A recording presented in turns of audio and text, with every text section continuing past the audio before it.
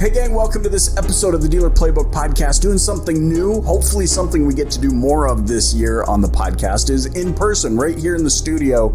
I'm sitting down with my good friend Emer Sanabria. He's a 20-year war veteran, but also a highly successful business leader, somebody who I've had share his incredible wisdom with my team at Flex Dealer, and who I wanted to bring to you, especially as we move into this new season in 2023 and beyond.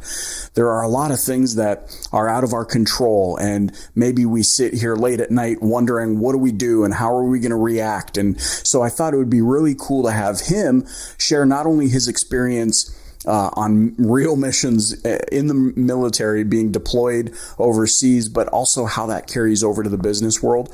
I hope you stay tuned for this whole episode. Emer, thanks so much for joining me on the podcast. Thanks for having me, Michael. Thank you. Like I said, we're all kind of pontificating, like, what's this year going to look like? What do we do? How do we react? I know that you are somebody that can make wise decisions when under pressure. That's one of the reasons you came to my mind. As we look to the business landscape in the coming year, maybe 2 years, what is your thought process like? Where should business leaders be focused? I would say, thinking about 2023, 2024, the focus I would have is excitement. Right? There's things that are going to be out of our control. Whether the economy, the market, how people are going to react to that market. But we can't control that. What we can control is ourselves. So imagine your team or your company or everyone that works around you sees you nervous, sees you stressed out, they're going to feel that. Right. So you get that excitement going. You're excited about the year. Yes, things are going to happen, I think. But if you're excited about the year, excited about goals, what I call SMART goals, right? I add an E to it. So there's the, is it sustainable? Is it measurable, achievable, relevant, and then time sensitive? Goals to your organization. And then I put an E, excitement. You have to be excited, right? Because if you're doom and gloom about 2023, right, 2024, they're going to be the same way. Right. They're going to be like, hey, why are we even doing this if the economy is going to go bad, or if we're going to do this? We have to be excited about the growth. We may not have a big growth, but we have to have growth. I love that. Yeah. It brings to mind the thought process of the leader sets the thermostat. Yep. The tempo. If you set your thermostat to doom and gloom and I'm afraid and I'm nervous, like you're saying, your whole organization is going to follow that. But if you're growth minded, if you see the challenges as opportunities, then you can get creative and you can say, oh, okay, there's something here. Everybody else can be doom and gloom. Like my old pappy used to say, don't interrupt your competition when they're busy making mistakes. And if everybody is going to follow this, like, I'm afraid, I'm nervous, I don't know what's going to happen, and they're already behind the 8 ball, then it makes sense. Be smart. Yep. I love how you broke that apart. Is it okay to feel nervous, though? I think it's good. Nervous is good. So imagine, like, I always say, this is the way I describe nervousness. Butterflies, right? That butterfly feeling in your stomach as a business owner. What's going to happen with the decision? Am I doing the right thing or am I not? I would say it's okay to have butterflies, but what you want to do is put a bag over them and then guide them towards one direction. So use that to guide you. Don't let it move you, but you move it. Have it help you and propel you to what you want to do. So like I think of like a battle, right? Since 20-year Marine, I always kind of tie it into the Marine Corps. So in the battlefield, you're doing one or two things. You're either defensive or you're offensive.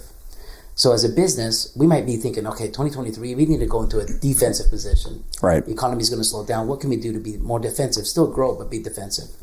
So when we're in a defensive position, we have Kevlar on, we got our helmets, we're heavy, but we're defensive. We can define what we have. So we're kind of putting all that weight on. Now, we sacrifice speed because to get speed, you got to take all that gear off. When you're offensive, you have very basic on. You're not wearing all the extra ammo or other extra gear because you're moving quickly to get to the next area. So you have to navigate this year. Sometimes you have to be defensive, sometimes you have to be offensive. But you can't remain defensive and expect offensive gains. Right. So as a business, that's what I look at it. Some things, it's like, okay, here we're going to be defensive. We're going to keep doing what we're doing good at. Let's get awesome at it. But we got to get that opportunities to be offensive and try something new. Look at the market and say, hey, what can we do? What can we do something different? Right. What's your opinion then of this rising popularity of, no, it's offense all the time. I don't care. I don't want to ever be in a position to defend myself. I'm offense all the time. You're saying, I mean, as far as military goes, in those high pressure situations, no, there are moments of defense. So what's your thoughts on those that say, no, I don't want to defend. I want to be offensive all the time? Well, we lose ground.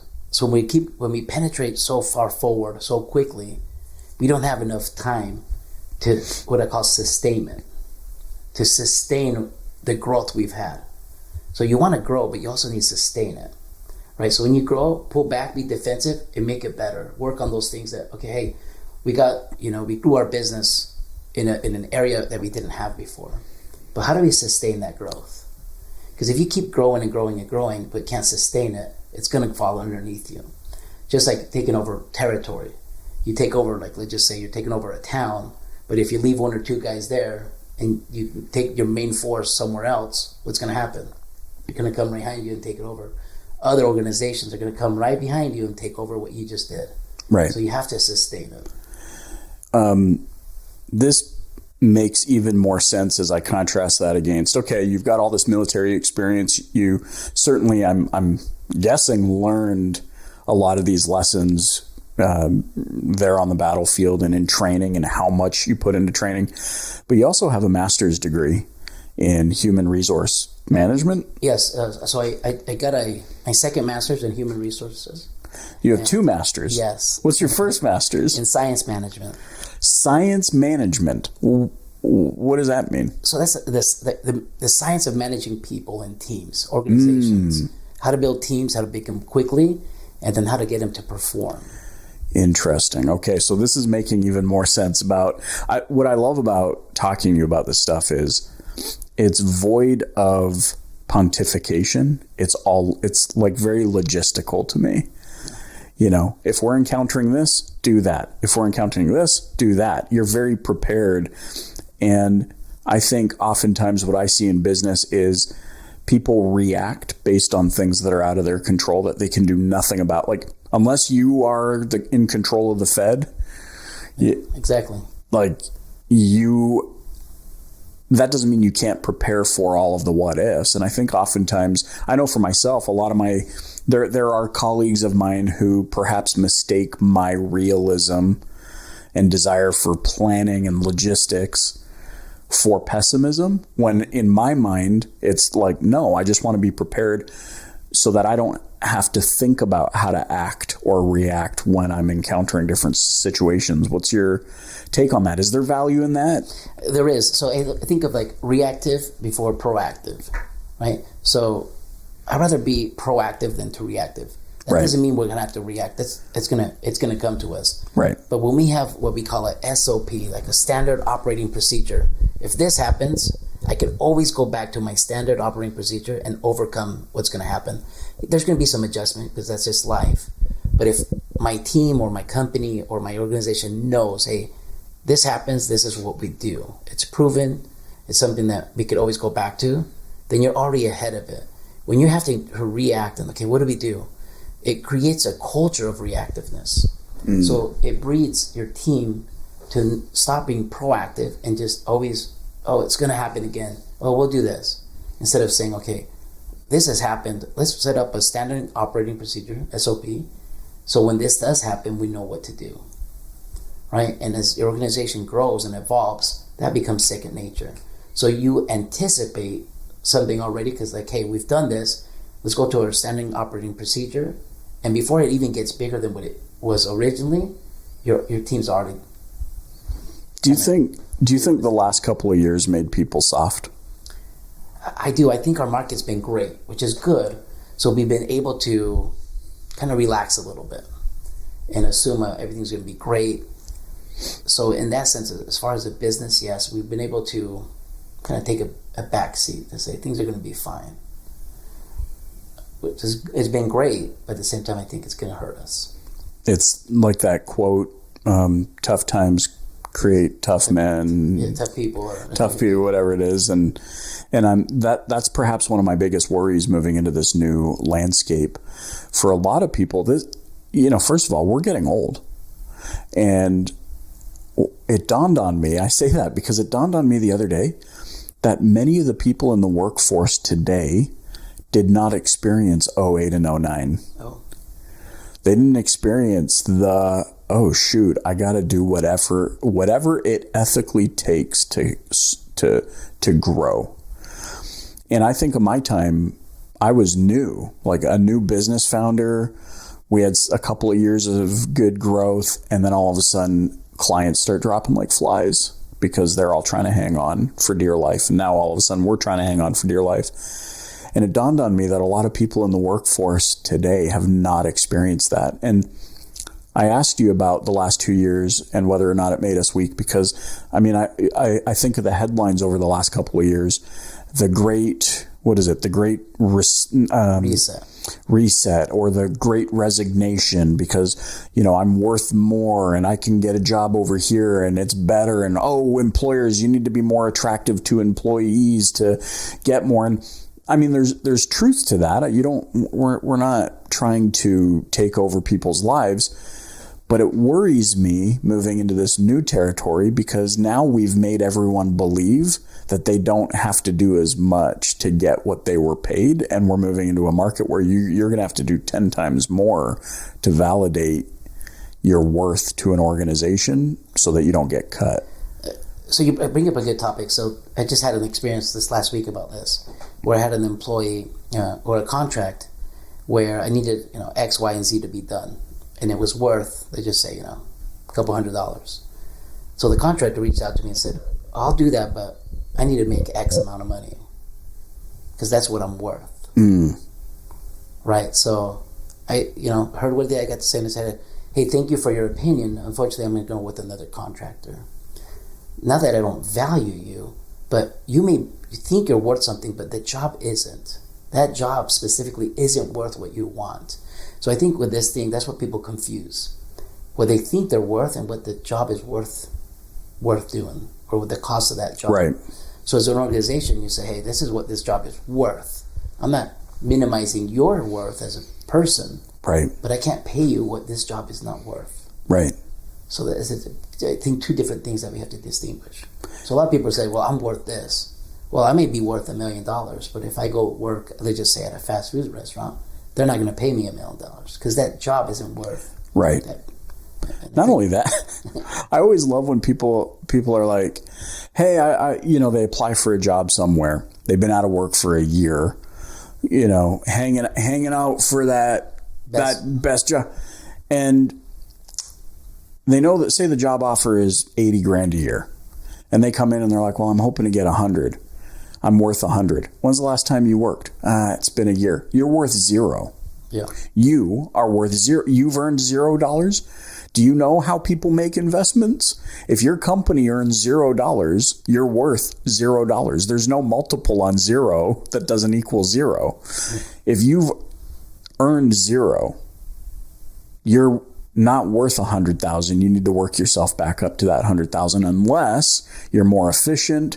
You actually had proof, and that's the problem. Most people don't actually have proof. They have proof of showing up at 9 and leaving at 4:45. Yeah. So I always think, or say to some friends, people want employment, but they don't want to work. Mm. Right. Two different things. Right.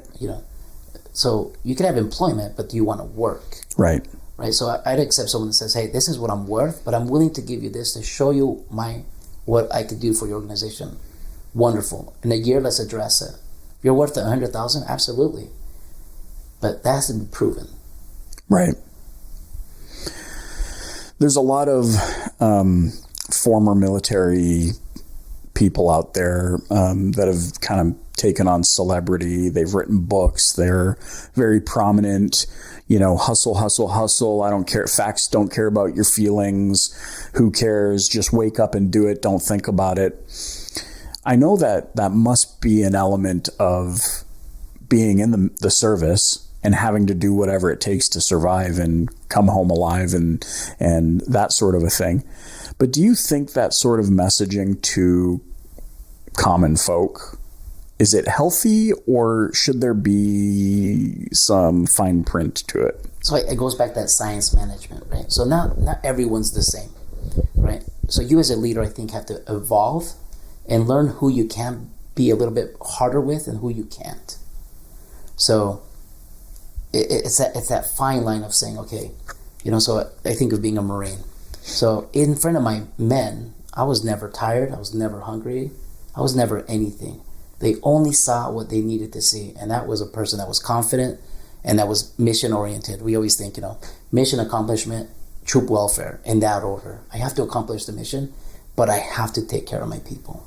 I can't do the mission without my people, but I have to accomplish the mission no matter what. So as a business owner, if I'm this person that says, hey, we're doing this no matter what, I'm forgetting about, there might be some other issues going on. So right. That mission won't get accomplished. Right. But you also do have to be firm. I call it firm but fair. So it's easier to be firm and fair all the time than it is to be weak and try to be firm. Because people have met you as a weak person already.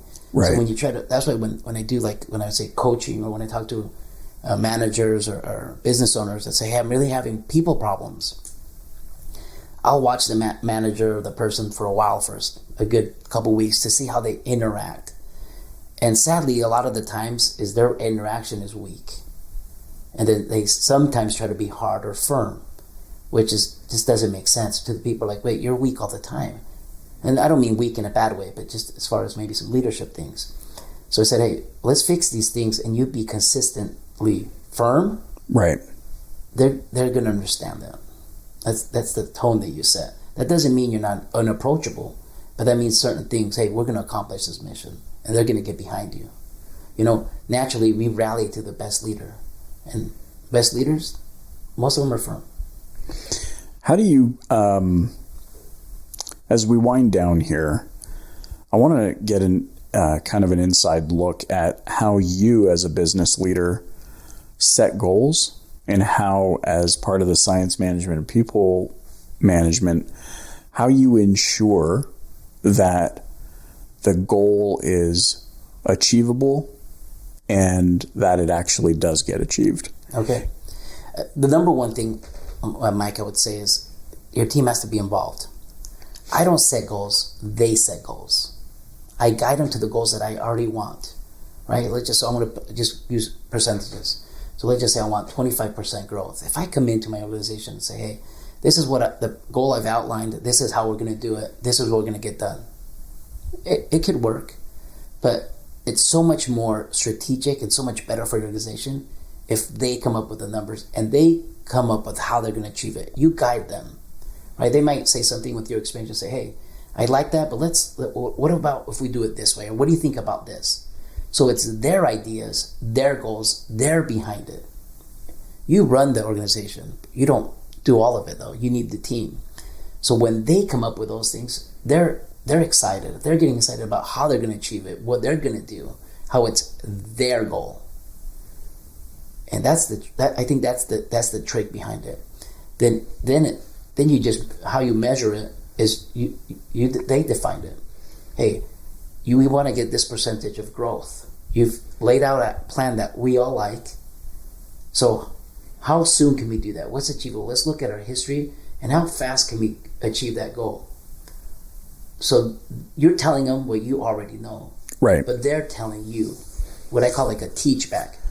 So they just say I teach you how to do a certain, like you're taking a car apart. And a carburetor, if anybody remembers what those are. If I explain it to you, and I said, okay, your turn to do it. I want you to get it done in an hour. Probably going to give up. But if I show you, and I said, okay, teach it back to me. You show me how to do it. When I could see you teaching it back to me, hey, I know it's going to get done. Goal setting is the same way. They have to take ownership of that goal. They're teaching you or telling you how they're going to achieve that goal. Probability would tell me a high probability that they're going to get it because it's their goal. It's not the company's goal. It's their goal, and they're part of the company. How do you navigate ego in that? And what I mean by that, I mean, like, I know I've got an ego. I know people on my team have egos. I know most people have an ego. When it's their idea, even though you've thought of it as the leader and you know where you want them to get, how do you mitigate them being like, because I've seen this before where it's like, does our leader not know what he wants? Why am I coming up with everything? No, hey, that's fair. It's that balance again. That balance of rewarding the ones that merit rewarding, right, and encouraging the wayward, right? So the balance I would say is, you know how those people are, right? Those ego people, right. You see them, right? So you balance, you give them enough, but the word isn't, I don't want to use critique, right?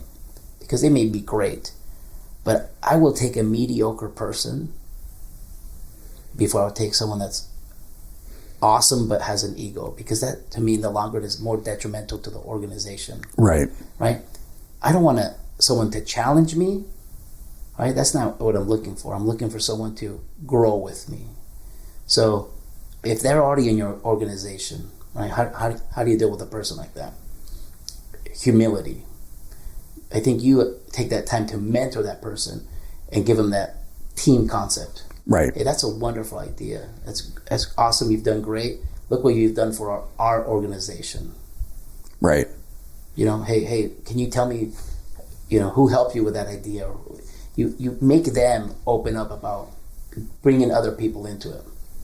Hopefully they have the emotional intelligence to realize that they didn't do it themselves. Right. Idea, you could have the best idea, but you can't ever accomplish it alone. And I've told that to people that have big egos. Hey, that was awesome. I loved your idea, but I also loved how, because your idea, this person was able to add this to it. This person added how to achieve it. This person added how to measure it. This other person added how to sustain it. So an idea is just an idea, but it takes the team to actually make the idea into the process that makes your organization what it is. This makes me think of a very simple example. So the scooter that I have sitting out in the garage. I have this scooter that goes like 32 miles an hour, and one of my favorite things to do is go on scooter rides with my daughter.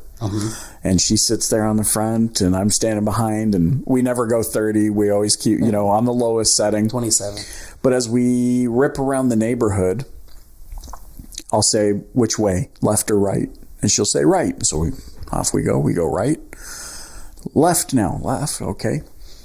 As the leader or the one in control of the scooter, I know ultimately that after about 30 minutes, we will still end up back home. But along the way, she feels in total control of, I get to go left or right. The beautiful thing about the neighborhood we live in is you can go left and right till you're blue in the face, but we will end up back home some way because it's just a big, grid. And I think about that as you're talking because I love how you put that. My team needs to create the goal so that they can achieve it, so that they're bought into it. But ultimately, as the leader, I'm the one with the vision. I need to have the vision. And you had touched on that, like, you have to already know where you need things to go, but the execution piece is what they do. They're the ones executing the work, and so they need to have that goal. I want to interrupt you. Sure. I use the word intent, right? When I think of so when we have a mission, right, we have the commander's intent. So you as the owner, my intent is to grow, right? But if I break down everything, it doesn't give them room to think and for them to be creative. So I've set down everything. So in goal setting, that's why I say my intent is a company to grow. How can we do that? So now that gives them the freedom to be creative, to come up with ideas, right? Because if we tell them how we're going to do it every time, that's no longer there. So it's important to give them your intent, and that's the vision. Hey, this is my vision. This is my intent for us this year. Now, how are we going to get their team? I love it. I could keep going for hours. I'm not going to do that to you. But, always have so much fun chatting with you about business. Gosh, we're going to have to get you back and talk about your networking skills and the fact that you know everybody who's anybody and how you engage people and pull people in. We'll save that for when you come back. We'll definitely have you back. But in the meantime, for those that are listening, dealerships and auto industry professionals all over the world, if they wanted to get in touch with you and learn more about how maybe you could help their organization, where would you point them? So just email me. Send me an email, Emer Sanabria @gmail.com. Okay. And that's the best way. I get back or reach back to you and kind of get to know what you do. And it's just a one-on-one of like, hey, not so much like what your organization's doing, but how are you doing? Because that's really what's the most important. Like I said, if you're not excited, you really, take the time to, if I'm not excited to be at work, I need to change something. You should be excited. We did, and that makes so much sense. We did one session with you, with my team, and that discussion not only has been remembered, the key points have been implemented. And now, you came into my office just as I was finishing a meeting. We're talking about the phase lines and things that you talked to us, and it really stuck with people. So I wanted to make sure that, those part of the DPD gang who are listening and want to maybe reach out and get some counsel or advice, this is the man that I highly recommend for that. Emer, thanks so much for joining me on the podcast. Thanks, Michael. Thanks for having me, guys.